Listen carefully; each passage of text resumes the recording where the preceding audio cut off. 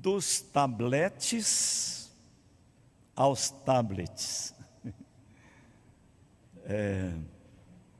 A Bíblia começou ou nos tabletes de barro, ou nos papiros, e hoje ela alcança o mundo através deste pequeno aparelho que a gente carrega que são os tablets.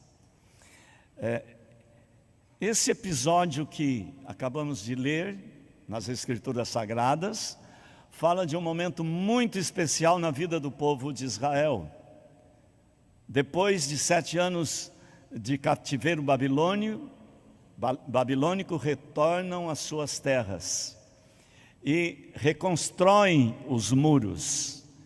Esse episódio ocorreu em torno do ano 430 antes de Cristo. Neemias, que era o centro de daqueles acontecimentos, tinha sido um homem da confiança do rei Artaxerxes, na Pérsia. Certa manhã, apresentou-se ao rei, muito triste, e compartilhou com o rei a experiência que ele tinha vivido, recebendo notícias que vinham de Jerusalém, que davam conta da situação que vivia o povo de Israel na terra dos seus antepassados, e agora terra arrasada, cidade destruída, e ele pede para o rei que ele pudesse ir para reconstruir, ajudar na reconstrução de Jerusalém. E o rei não só concede, mas o nomeia como governador da Judeia. E procura dar para ele toda a sustentação que ele precisava para reconstruir a cidade de Jerusalém. Quando terminou de reconstruir os muros, ele convoca o povo que se reúne na praça para, depois de 70 anos, ouvir a leitura da palavra de Deus. Foi um momento emocionante para aquela gente. E depois de dezenas e dezenas de anos, eles podem ouvir Deus falando. E o texto nos chama a atenção para 3 verbos que estão aqui no nosso texto: ler, traduzir e aprender. E entender. Esta é a razão pela qual Deus colocou nas nossas mãos as Escrituras Sagradas. Elas foram colocadas por Deus nas nossas mãos para que nós a leiamos. Não é só ter a Bíblia, não é só ter as Escrituras, mas também tê-la e lê-la. Às vezes a gente hoje não tem o problema que havia no passado, da falta de escrituras, ou da proibição da leitura da mesma, como ocorreu na Idade Média, onde a igreja proibiu que os fiéis lessem as Bíblias. Então, precisou a reforma no século XVI para começar a pregar a necessidade da Bíblia estar na mão do povo. Hoje nós temos no Brasil, eu acredito que quase todas as casas têm uma Bíblia, mas nunca se leu tão pouco a Bíblia como nós temos lido hoje. Por isso eu me surpreendi o ano passado visitando uma igreja Assembleia de Deus aqui em Jundiaí, uma igreja imensa, 15 mil membros, e o pastor durante o culto chama uma pessoa que estava quase nos últimos lugares. Ele vem à frente e o pastor diz para ele: diz aqui para o pastor, para o reverendo Assir, quantas vezes você leu a Bíblia? ele estufou o peito e disse: eu já li 173 vezes. De início a gente fica com as dúvidas. Eu falei: significa que o senhor já leu então muito mais de 2, 3 vezes a Bíblia por ano? Ele disse: é isso mesmo. Eu começo o ano lendo a minha tradução mais querida, que é a Revista Atualizada. Depois eu leio a Bíblia que a minha igreja adota, que é a Revista e Corrigida. Quando eu termino, chego no Apocalipse, aí eu leio a nova tradução na linguagem de hoje. Quando eu chego no Apocalipse, aí eu pego a Bíblia, a tradução brasileira.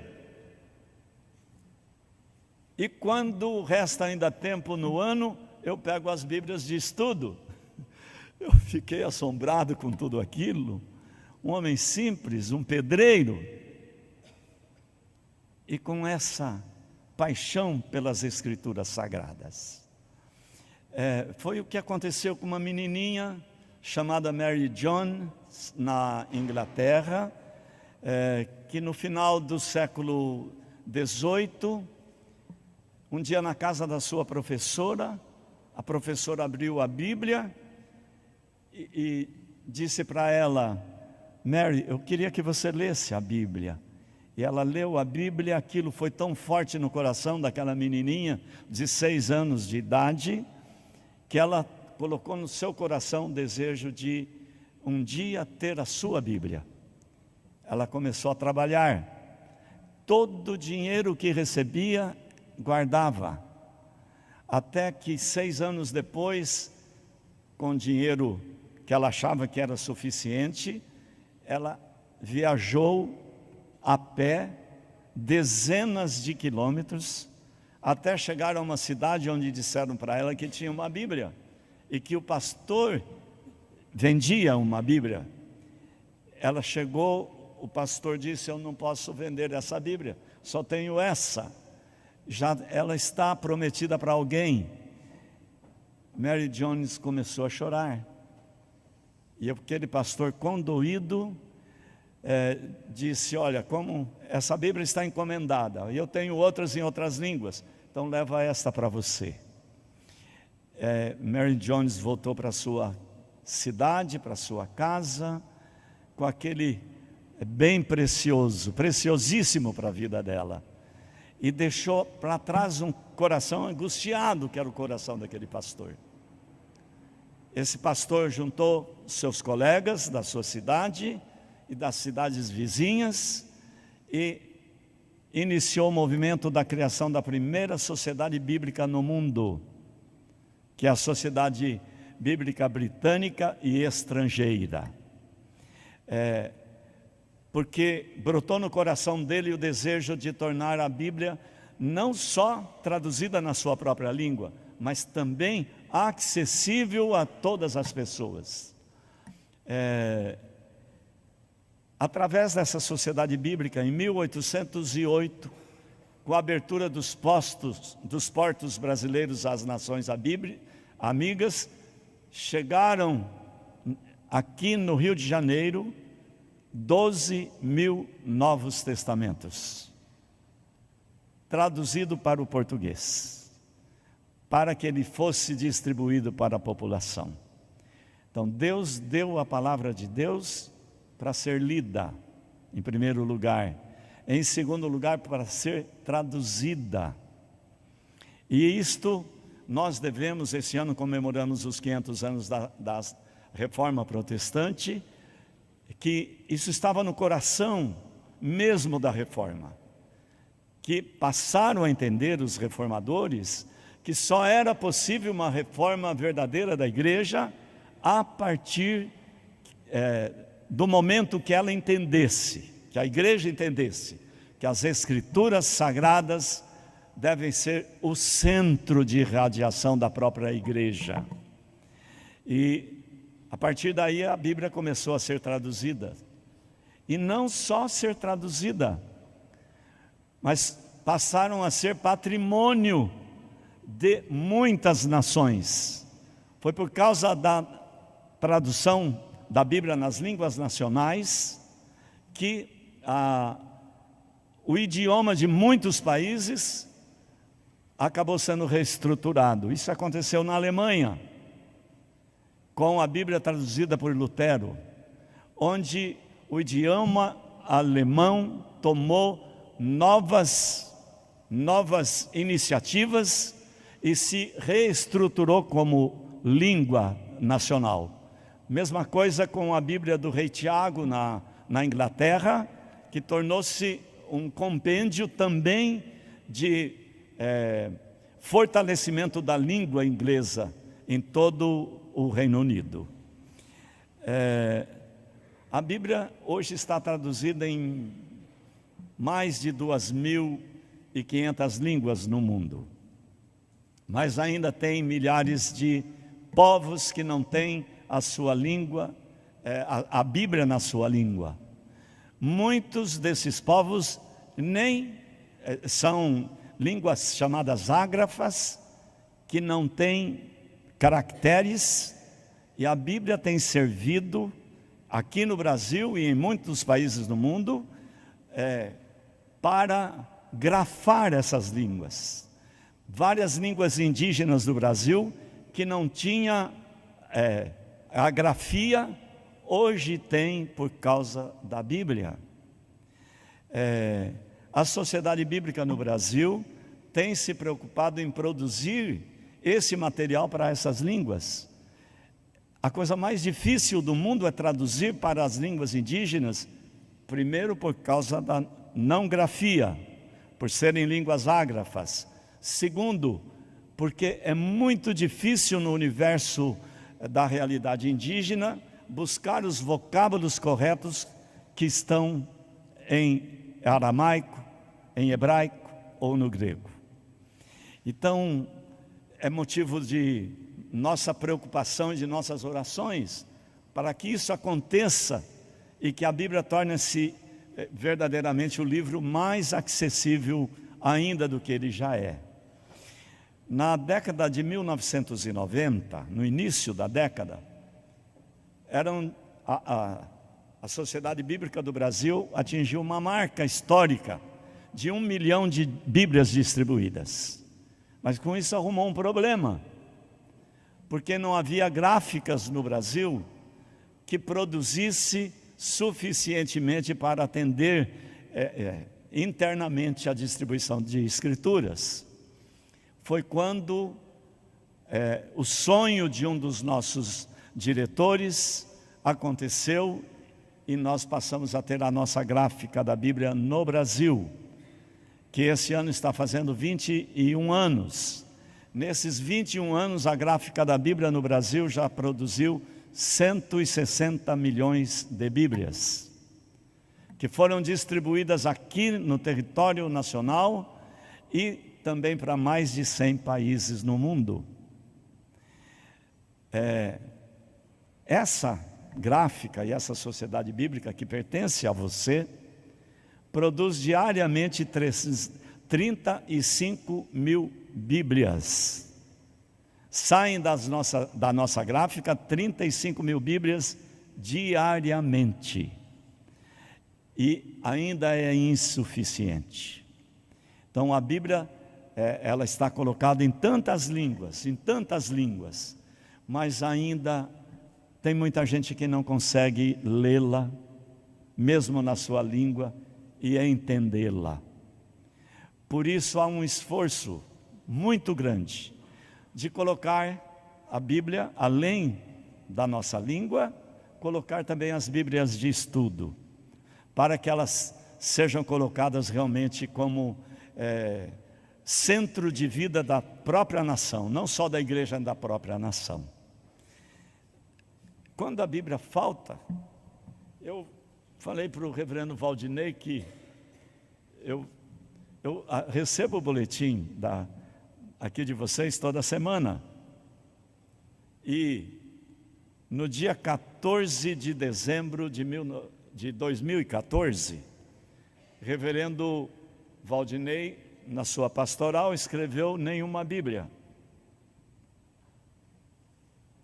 eu queria lembrar o que a falta da Bíblia pode produzir.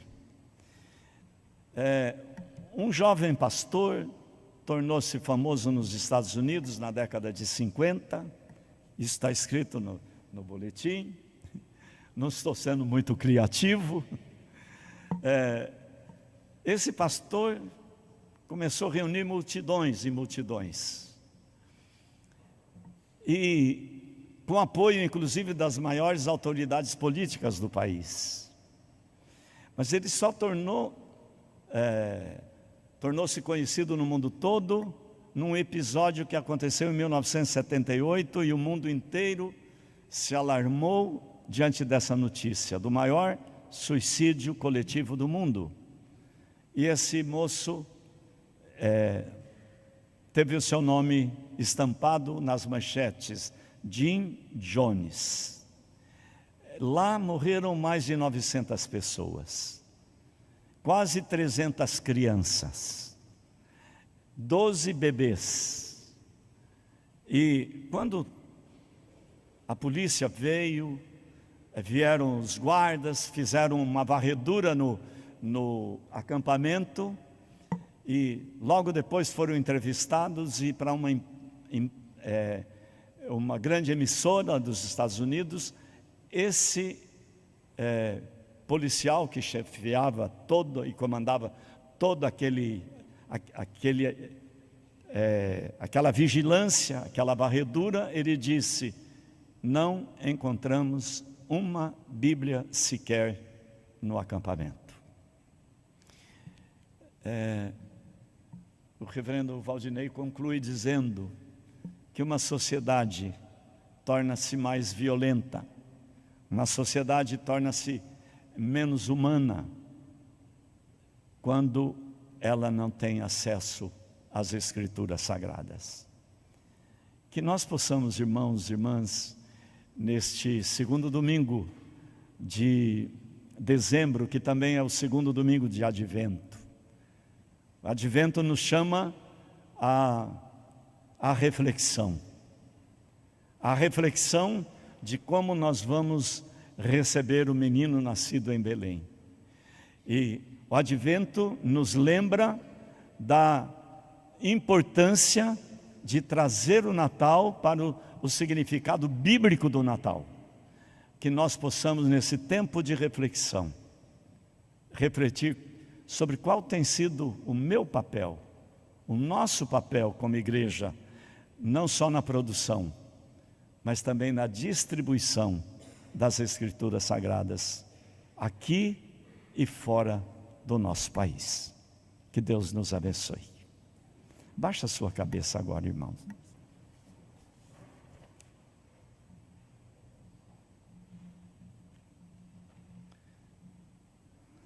Agradecemos-te, Senhor, por este momento. Agradecemos-te porque colocaste nas nossas mãos as Escrituras Sagradas.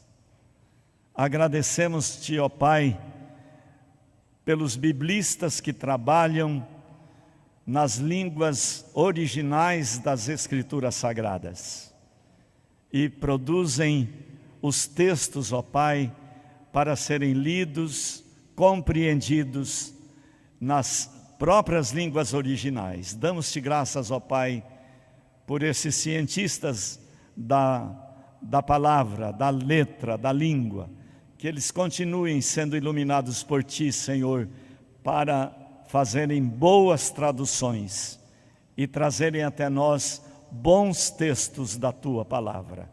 Fica conosco hoje e sempre. Em nome de Jesus, o nosso bondoso e querido pastor. Amém.